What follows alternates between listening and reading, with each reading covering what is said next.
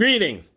This is my version of doing a vlog, which is a video blog, so to speak, because I'm doing this Friday night so I can release it Saturday, and I had an interesting day that seems to come to an interesting point. So, around noon today, I said, you know what? Let's get ourselves cleaned up and let's go to the casino. I live in central New York, and we have a casino about 40 minutes from here in the Oneida area. It's run by the Oneida tribe, and that's what they're called. And so I decided, you know what, I'm gonna go play some poker. And so I get myself cleaned up, I get everything set up, and I go to the bank just to get a little extra money. And then I stop at the gas station and I put $20 in the car because I already had gas in it, but I wanted to boost it up. And I get on the New York State Thruway at exit 38. This is pertinent because I get past exit 37, and then I notice as I look ahead that traffic is starting to slow down. And then traffic stops. And they've been doing road work, but they had been doing it right at the exit 38 that I get on. Now they're between exit 37 and exit 36, but it stopped. So we weren't really sure, at least I wasn't, if it was construction or if there was an accident, because there were all these police cars out there.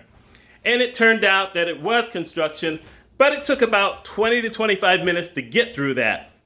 That made no sense because when we got to the actual truck that was doing any work, there was no reason why both lanes were closed down, or at least one lane was closed down. So, you just never know about things like that. Then I've got this volume control that's on my steering wheel, which is kind of a cool thing. I'd never had that before in any other car.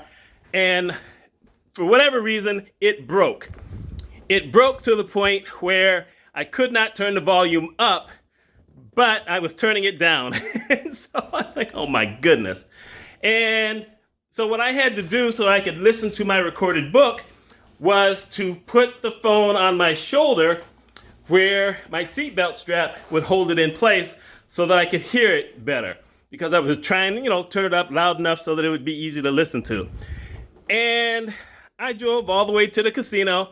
I called about 20 minutes before I got there. I called ahead to the poker room to get my name on the list. I had initially thought about calling it as soon as I got on the thruway, but once traffic stopped, I said, I want to make sure that I'm past the traffic before I call them, because I had no idea how long we'd be backed up. And then once we started driving, it was about 15 minutes before I remembered I hadn't called the casino yet. So anyhow, I get to the casino, I get a nice place to park, I get inside, I go to the poker room, and the poker room is packed. And just so you know, there's 32 tables in our poker room. And usually on a Friday afternoon, if I'd gotten there by the time I thought I was going to get there, you might have, 10 or 11 tables that are filled. Sometimes they have a poker tournament. Well, today they had a massive poker tournament to the effect that I asked the guy at the desk, I said, okay, what's this tournament? He said, oh, this is one of our biggest ever. First prize is $100,000, which is, wow, that's all I can think of.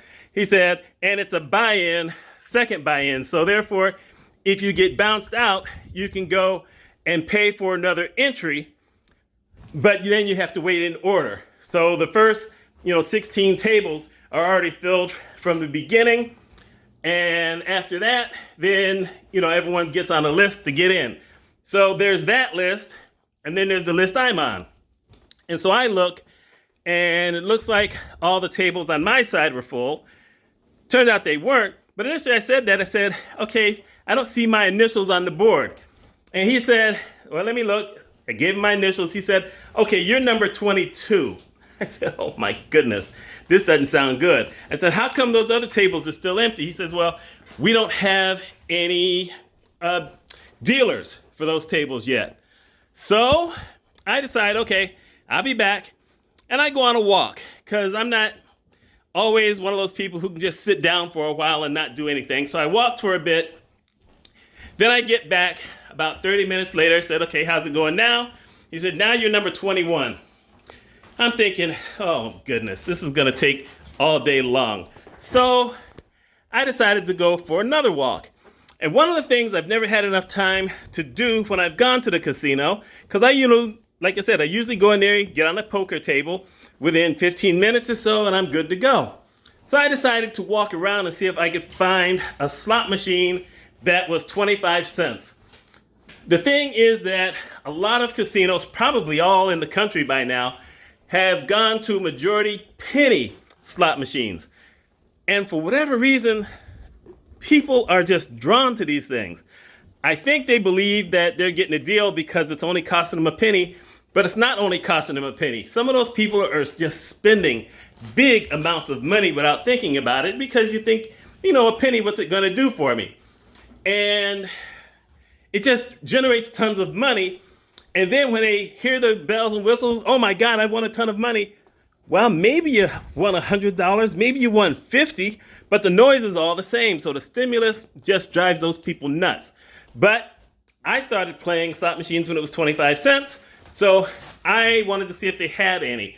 So I'm walking all around the place and I finally find an area where there's 4 25-cent machines. I said, okay, this is great. So I sit down and I had no idea how to use it. It didn't have a slot, the stick that you used to pull. It didn't have that. It had some buttons on the table, but they weren't lit up. So I had no idea what I was supposed to do.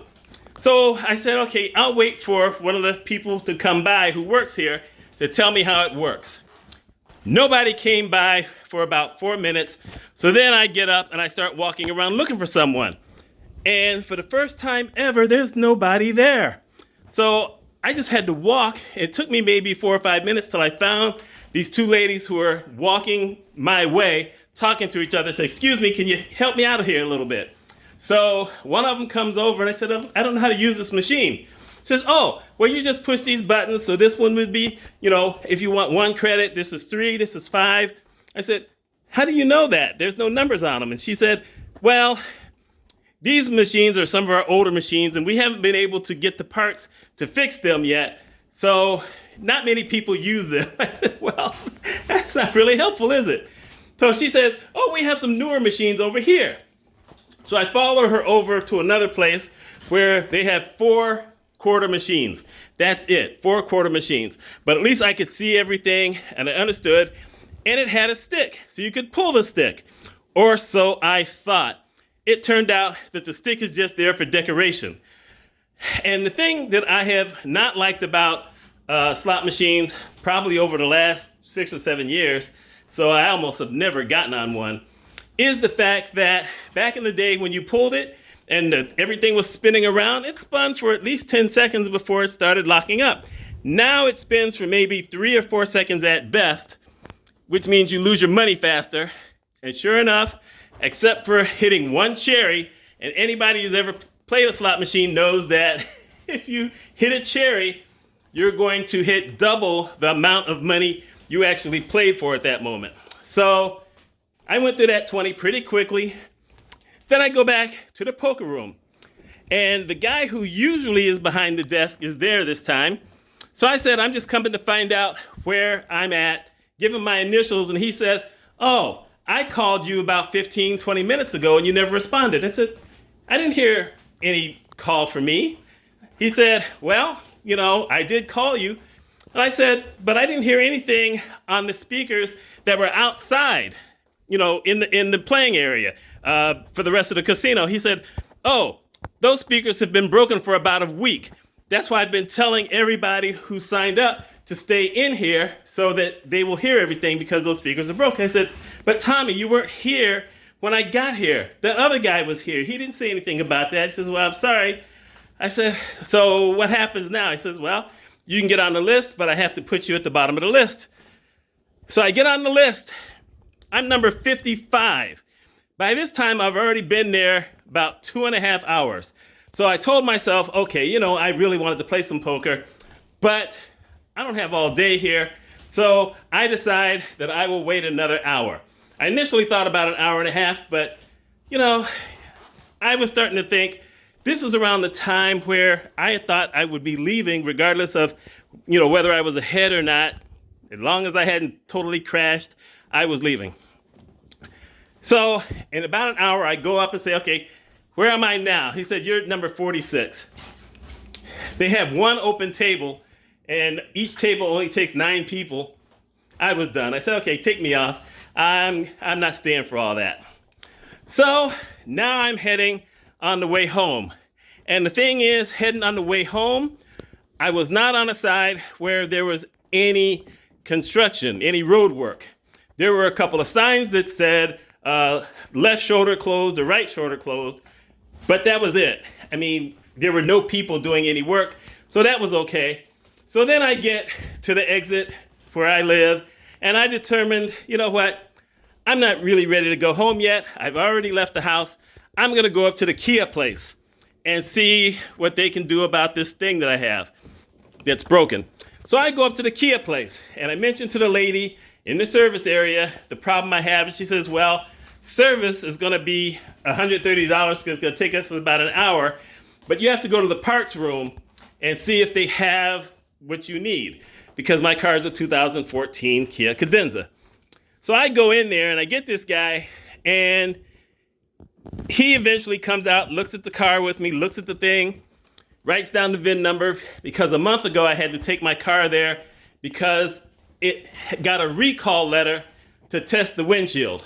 I don't know, car's 8 years old, but okay, fine. So they check that. He goes and he comes back and says, well, you can't get anything just to fix the volume. You have to change the entire panel. An entire panel is around $250. So I'm thinking, wait a minute. This is $250. The other's $130. Just rounded up to $400. Heck, I didn't take that kind of money to the casino. So I said, you know what? I don't think I'm going to do that. I will just take a Bluetooth speaker, put it in the car. I'll be able to listen to my recorded books on my phone through that. So the guy says, well, it's too bad you don't have a volume button on your radio. Now, because I've been listening to recorded books for so long on the phone, I've almost never listened to the radio, except every once in a while during either Syracuse football or Syracuse basketball season. And even then, over the last couple of years, because the teams have struggled a lot, I haven't listened much on the radio. So I go to the car, and it turns out that I indeed have something where I can turn the volume up and down on the car. So I'm fine. I have no worries. And I decided after that I was going to my favorite pizza place, but then I contemplated the entire day.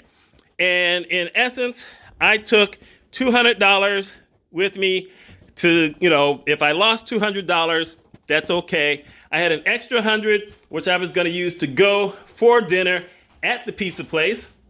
I mean, it wasn't going to cost me $100, but I wanted to have some cash in the car in my hand to pay for it rather than use a credit card for a pizza. And I put $20 of gas in the car just to have something extra. That turned out to be a smart move. And still, you know what? I had enough gas to go, but putting a little bit more gas in the car for $20 wasn't a bad deal. And then my pizza with the tip came to $20.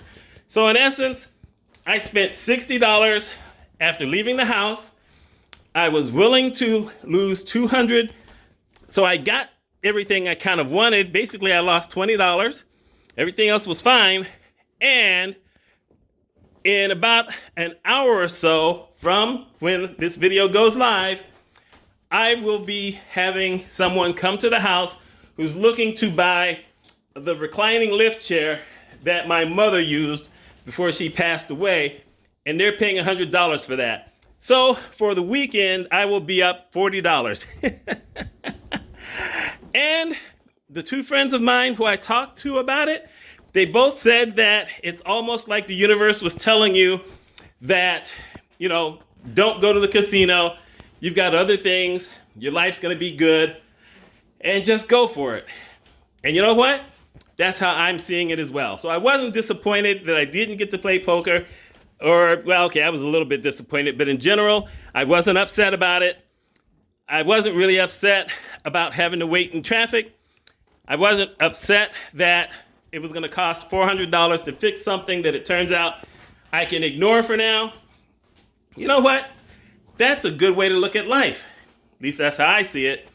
And yes, y'all got to see me walking my home course.